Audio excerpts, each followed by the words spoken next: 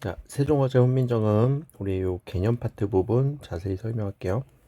세종어제 훈민정음에서 먼저 요 제목에서 보이는 요 동국정식 한자음 표기 밑에 있는 이응, 소리 없는 이응들이 들어가고 있는 거, 그리고 여린 이읒이 초성에 쓰일 때 이때 우리는 동국정식 표기가 쓰였다라고 하는 거 이제 눈에 보일 건데, 플러스 중국 원음에 가깝게 표기하면 다 동국정식 한자음 표기로 이렇게 밑에 있는 뒹국이라고 하는 요 글자도 지금 우리 중국과 이 중국이라고 하는 요 소리랑 귓이라고 하는 요 소리가 상당히 다르기 때문에 이것도 그 중국음에 가깝게 내줬다라는 측면에서 동국정식 한자음 표기에 들어가고요.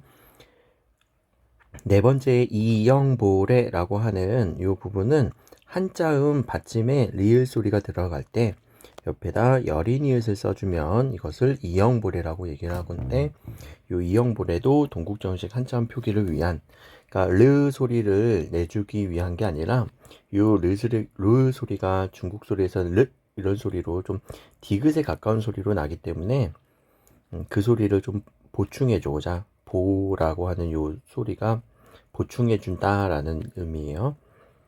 그래서 이렇게 리을 히읗, 근데 이건 한자음 표기에서의 리을 히읗만 동국정식 표기고, 우리 밑에서 공부하다 보면은 못 할 놈이 이럴 때는 여린 이읒들이 우리 한글 고유어에 붙은 거기 때문에 이때는 이영보레라고 하면 안 돼요. 이때는 이영보레가 아닙니다 라는 거. 그래서 동국정식 한자음 표기를 꼭 정리를 해주시고,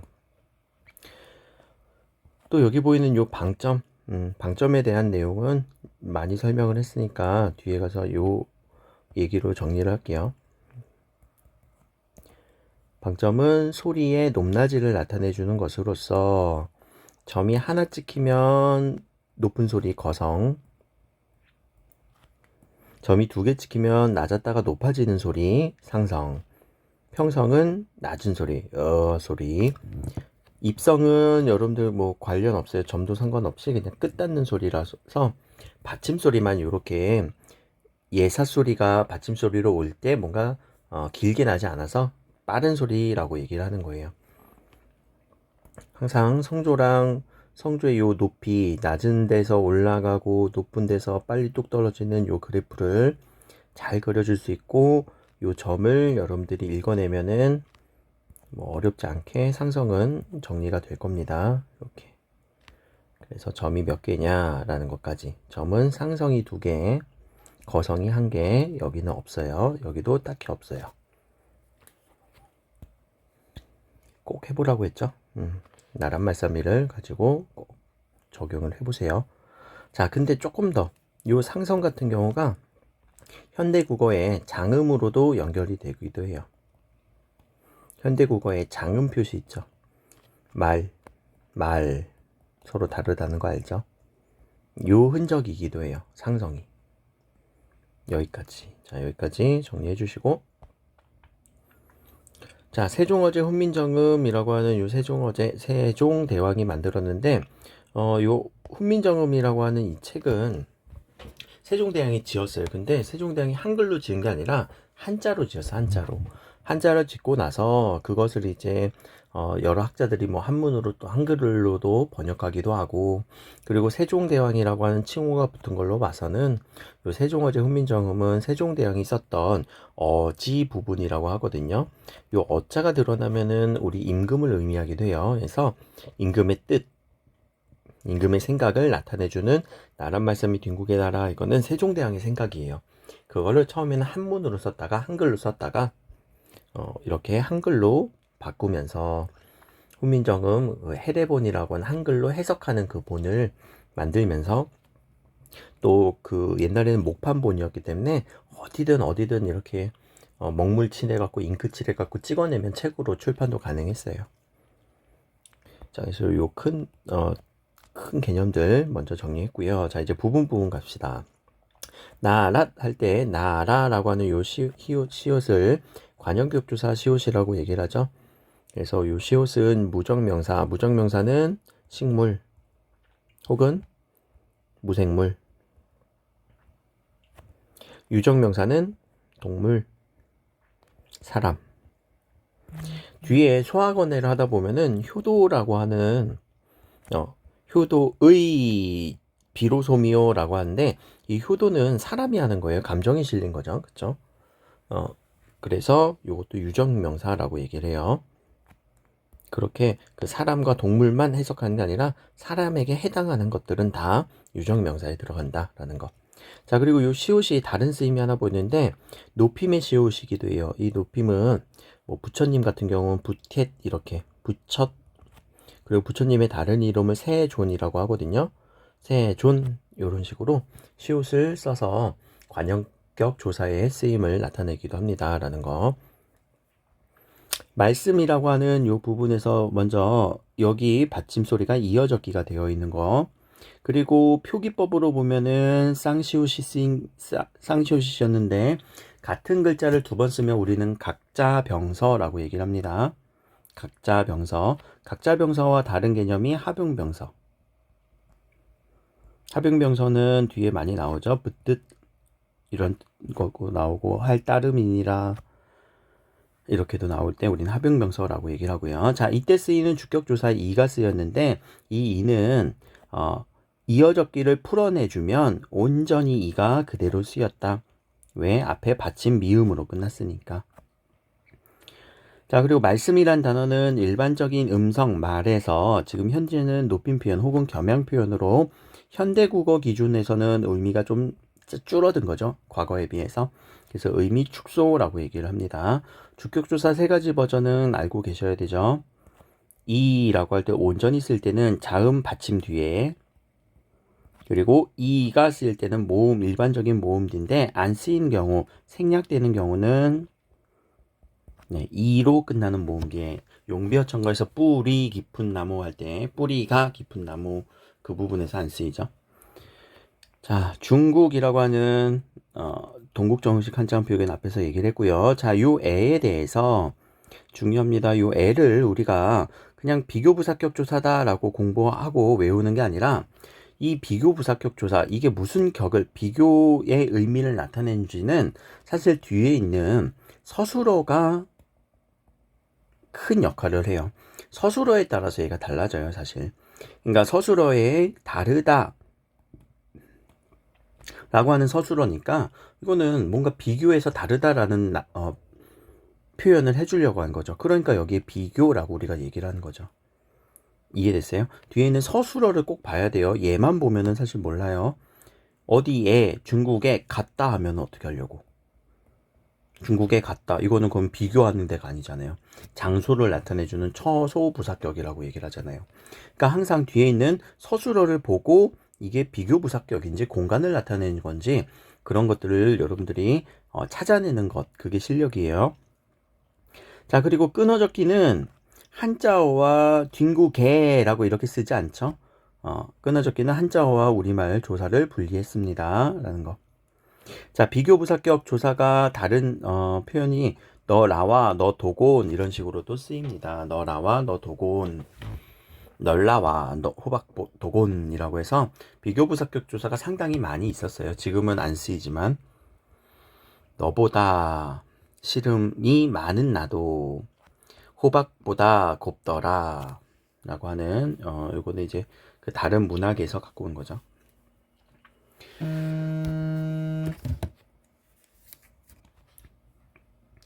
자, 여기 있는 부분은요, 다라라는 거를 저번에 언젠가 제가 불규칙 활용, 이거는 현대국어에서는 르 불규칙이야 라고 얘기를 했던 부분이에요. 우리 다르다, 현대국어에서 다르다라고 하는 이 르가 아나 어가 결합하면은 어미 활용을 일으키면은 얘가 달나루 돼 버려요. 근데 이거는 상당히 불규칙적이라서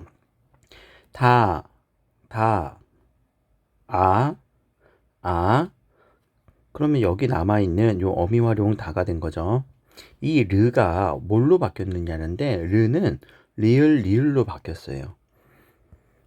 르가 리을 리을로 바뀌는 현상, 이거를 우리는 리을 르 불규칙이라고 얘기를 하거든요. 그게 이때는 일어나지 않았어요. 그래서 리을 리응으로 활용형이 일어났었고 16세기에 가면서 리을 리을 활용으로 이제 르 불규칙이 일어나요. 왜냐면 다르다의 기본형이 다 르 다였어요. 요 아래아가 있었거든요. 요 아래아가 나중에 이제 음가가 소실되면서 표기는 19세기까지 가는데 19세기까지 이어지는데 여기에 해당하는 소리가 금방 소멸돼요. 음가 소멸이라고 얘기를 해요, 그걸. 그러다 보니까 요 소리가 뭔가 다른 소리로 이렇게 불규칙적으로 활용이 되는 현대국어 기준에서. 그러면은 요거는 어떻게 활용되는지 한번 볼까요? 다르다는 여기에 어미 활용 그러면은 요 소리랑 요 소리랑 구분할 수가 없죠. 비슷하죠. 그럼 하나는 동음 탈락이 일어나서 이렇게 되는 거예요. 근데 지금은 우리가 달라라고 이렇게 써버리죠. 그래서 리을 이응 활용형이구나, 현대국어랑 좀 다르구나, 그 정도로 정리하시면 되고. 자, 이제 문자라고 할 때 동국정식 표기네요. 짱이라고 썼으니까 이거 음가 없는 거죠. 그리고 문자라고 할 때는 이거는 한자밖에 없어요. 이 당시에 문자라고 쓸 수 있는 글자는 한자밖에 없는 거예요. 우리말은 쓸 수 있는 글자가 없었죠. 근데 중국말은 한자를 통해서 쓸 수 있었을 거예요. 뭐 영어 같은 경우는 알파벳으로 쓰죠. 우리말을 쓸 수 있는 글자가 없다 보니까 이 얘기를 다시 한번 뒤에 문자와 서로 사마디 아니할세 를 한 번에 해석하면, 이 중국말을 표현하기에 한자는 괜찮은데 우리말을 표현하기에 한자를 빌렸으면은 서로 통하지 않은 거예요. 그 얘기를 하려고 하는 거예요, 세종대왕은. 한자로는 뭔가 조사도 표현 못할 것 같고 어미 활용도 제대로 표현 못해. 그렇죠? 그래서 문자 와는 이라고 해서, 자, 이 와로도 부사격 조사 중에서 비교해 준 거냐 아니면은 뭐 나타내 준 거냐라고 하는데, 이거는 꼭 서술어 보라고 했죠. 부사격 조사는 뒤에 서술어를 보면 삼았다, 우리가 통하다라고 해석을 하잖아요. 통하지 아니할세, 그럼 통하려면 두 사람이 필요하죠. 우리말, 한자. 이 두 대상이 서로 통하다라고 하니까, 이럴 때는 우리가 뭔가 함께의 느낌이 들면, 혹은 둘 다의 느낌이 들면 둘 다 통하지 않는다 라고 하면, 그럴 때 우리는 공동격이라고 얘기를 해요. 공동격 조사 역시도 부사격 조사에 들어가요. 어떤 느낌으로 해석하냐면, 나는 세아와 만났다. 이럴 때 나 혼자 누구를 만날 수는 없죠. 그래요. 같이 함께 만나야 되는 거예요. 그럴 때 이때의 와의 쓰임을 우리는 공동격이라고 얘기를 하는 거예요. 공동 부사격 조사. 근데 이거는 뒤에 서술어가 결정해 버리죠. 그쵸? 만났다라고 하는. 이게 만약에 다르다라고 하면 어떻게 돼요? 와는 비교 부사격 와가 돼 버리죠. 뭐뭐와 다르다. 그쵸? 자, 그러니까 항상 뒤에 있는 서술어를 기준으로 판단을 해주셨을 때 요 와로는 공동격 조사가 됩니다. 뭐뭐와는 이라고 해서 서로 두 대상을 통하는지 안 통하는지 얘기해 주려고 하는 거니까. 자, 서류에서는 모음조화 잘 지켜지고 있었네요. 양성모음, 음성모음 꼭 알고 있어야 됩니다. 단모음은 7개였어요. 2까지 포함해서 단모음은 7개인데 요 2는 중성모음이라고 얘기를 해요, 보통. 그래서 7개의 모음이 있었다라는 거. 자, 삼았다라고 하는 것 상당히 중요한데, 요 삼았다에서는 먼저 팔종성법. 자, 팔종성법이라고 하는 거는 요 받침 소리가 시옷으로 적혔기 때문에 그래요. 자, 원래는 이 소리가 치읓이었거든. 치읓 소리를 우리는 음절의 끝소리 규칙처럼 끝에 올 수 있는 소리가, 옛날 사람들이 느끼기에 이거는 모든 글자가 오는 게 아니라 몇 가지 글자만 올 수 있네. 그래서 기역, 니은, 디귿, 리을, 미음, 비읍 이렇게. 그리고 예디응입니다. 이거는 그냥 이응을 쓰면 안 되고 예디응. 왜냐면 옛 이응이 소리가 있었던 거니까요. 그쵸? 그럼 적어도 옛날 사람들은 요 디귿과 시옷을 구분했다라는 그런 추측은 할 수는 있겠죠. 지금은 우리는 이거 구분 못해서 가느다란 물방울에서 시옷이 빠지기도 하죠. 자, 그래서 요 팔종성법 알고 계셔야 되고요. 국외음화는 아직 쓰이진 않았네요.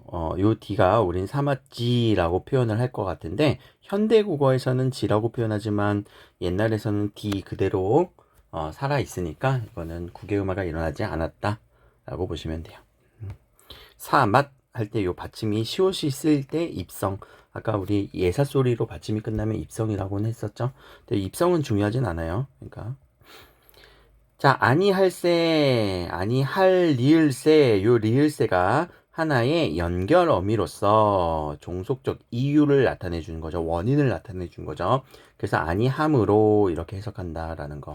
아니함으로. 자, 이러한 자, 전차라는 단어는 이미 없어졌습니다. 단어가 소멸된 것도 몇 가지 많이 나와요. 그 소멸에 대해서도 알고 계셔야 되는데 요 소멸에 대해서 뒤에 있는 한이라를 먼저 말씀을 드리면 전차 까닭 이유라고 우리는 해석을 하죠. 그리고 하다를 잠깐 얘기를 할 건데 이 하다와 이 하다의 의미 차이는 여러 번 얘기했어요. 얘는 맨이고 얘는 뭔가 두의 느낌이 있다라고. 근데 지금 현대 국어에서의 하다라고 하는 이 말은 밑에 있는 하다 두의 느낌이 지금 요대로 표기만 달라진 거죠. 그러면 요 하다와 연결고리를 잡아줄 수가 없을 거예요. 왜? 많다라는 거랑 하다라는 거랑은 전혀 다른 의미가 돼버리니까.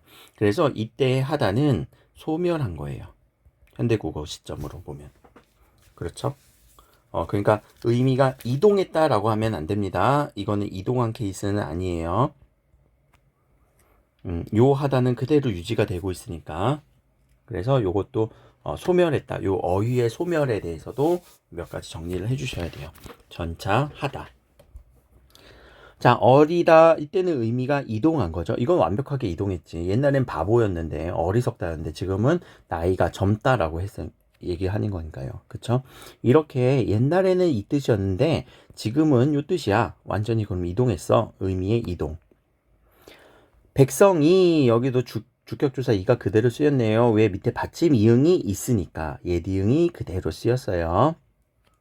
뒤로 넘어가서 니르다. 이때 니르다라는 거는 이르다, 말하다라는 의미의 이르다예요.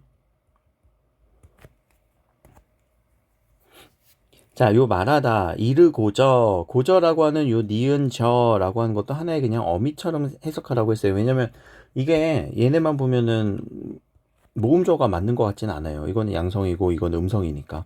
근데 그것 때문에 뭐 중세국어는 다 모음저가 흔들렸어 라고 얘기할 근거는 좀 빈약하다. 그래서 그냥 한 덩어리였다 라고만 알고 계시면 좋을 것 같아요. 나중에 얘가 양성 모음화가 되기도 합니다. 양성으로 바뀌는 걸 보니까 나중에 바뀌어요. 그쵸? 자, 그리고 여기서 두음 법칙이 일어나지 않았네요. 두음 법칙을 잘 생각하세요. 두음 법칙은 두음 법칙이 있다라고 하는 거는 니은 소리가 두음에 쓰이지 않는다. 리을 소리가 초성에 쓰이지 않는다. 그쵸?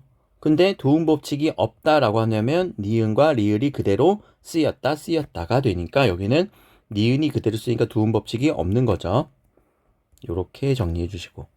자, 할도 상당히 많은 개념이 들어가 있어요. 여기서 할이 헐이라고 하는 오 소리가 들어가 있는 순간 요 오는 하나의 선어말 어미, 누군가 하는 느낌, 누구를 강조해 주는 느낌으로 그것만 분리해 주시면 되고, 요 리을은 관형사형 어미죠. 뒤에를 꾸며줄 거예요. 뭐를 꾸며줘요? 의존명사 바를 꾸며주고 있죠. 그래서 관형사형 어미고요. 이때의 여린이웃은 리을 옆에 쓰였다고 해서 이영보래라고 하면 안 됩니다. 그건 한자어에서만 하는 거예요. 이거는 뒤에 있는 소리가 바가 빠로 소리가 날 거예요. 할바. 이상하다. 이거 된 소리가 왜 나지? 라고 세종대왕이 이거는 된 소리를 나타내주는 표기로서 된소리 부호라고 얘기를 하는 거예요. 그러면 지금 여린이웃이 이제 이곳 저곳에 쓰이다 보니까 정리를 하셔야 되는데, 여린이웃은 자, 요렇게 정리할 수 있어요. 첫 번째, 첫 소리가 모음인 한자어에서 요렇게 표기할 때 한자어에서도 동국정식으로 쓰이는구나. 두 번째, 이영보레의 한자어에서도 쓰이는구나. 그럼 이건 한자어에서 쓰이는 거죠. 세 번째, 된소리. 요 사이소리 현상이에요. 된소리를 우리는 사이소리 현상이라고 얘기를 하거든요. 된소리가 나는 현상에 대해서. 지금은 된소리 대기라고 우리가 일부 현상은 그렇게 얘기하죠. 그래서 된소리 대기에 된소리 부호로 쓰여요. 절음이라고 할 때는 단절시켜 주라는 거예요. 음을 단절시켜서 구분해 주라는 거예요. 못, 할, 끊고, 노미 이렇게. 그래서 절음 부호로서의 여린이웃의 쓰임을 정리해 주시면 돼요.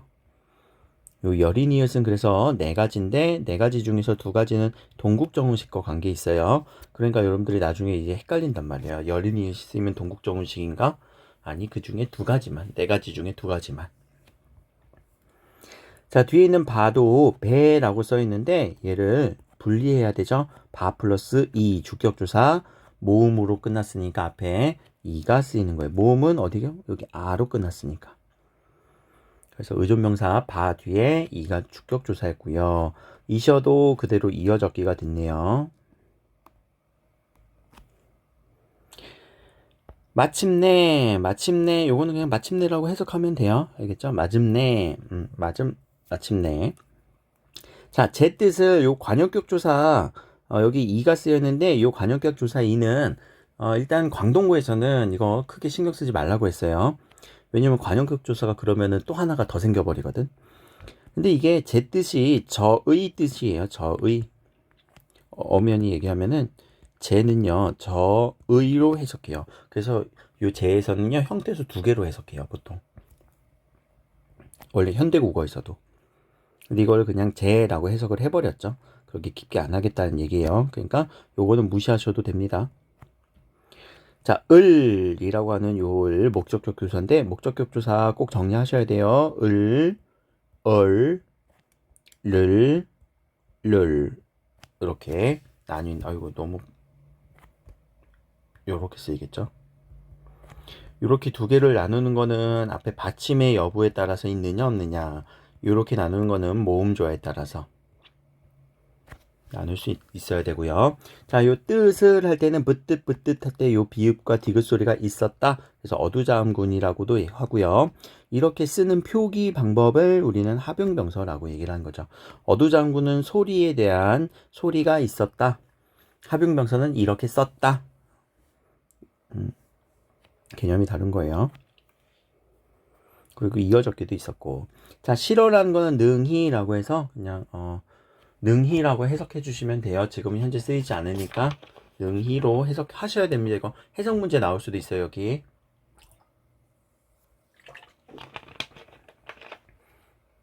자, 뒤에 가서 펴지 할 때도 국외음화가 적용되지 않았네요. 못할 할 때도 여기서 요 여린 이웃이 못할 사람이 할 때 소리를 끊어주라고 하는 절음부호라는 거예요.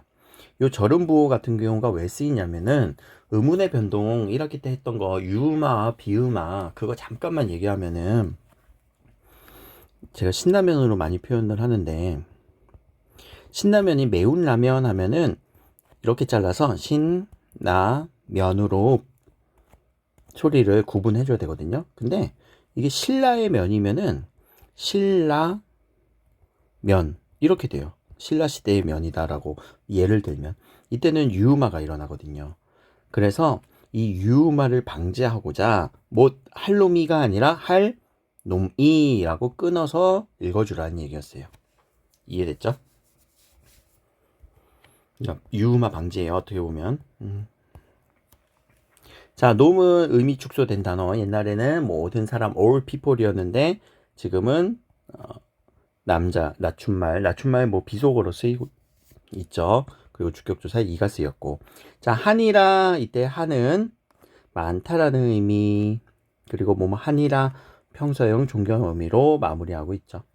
뭐뭐 많다, 못하는 사람들이 많다라는 내용까지 여기까지가 중세국어 전반부 내용입니다.